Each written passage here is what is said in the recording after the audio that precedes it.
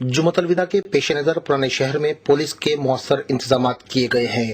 करते हुए DCP south zone B Satyanarayana ने बताया कि 2000 से ज्यादा पुलिस मुलाजिमीन को पुराने शहर में मुख्तलिफ मुकामात पर तैनात किया गया है और रैपिड एक्शन फोर्स की 2 कंपनियों को तलब करते हुए उनकी खिदमत भी हासिल की जा रही हैं। कल अलविदा जुमात लास्ट फ्राइडे बंदोबस्त हो रहा है। ये रमजान महीना ये पूरी तरफ अमन शांति से चल रहा है। कल फ्राइडे बंदोबस्त के लिए लगभग 2000 से ज़्यादा वेरियस मास्क से मक्का मस्जिद, बड़े मास्क और चंचलगुड़ा सभी एरिया में पूरा पुराना शहर के बंदोबस्त रख दिया। दो कंपनीज रैपिड एक्शन फोर्स भी लगाया।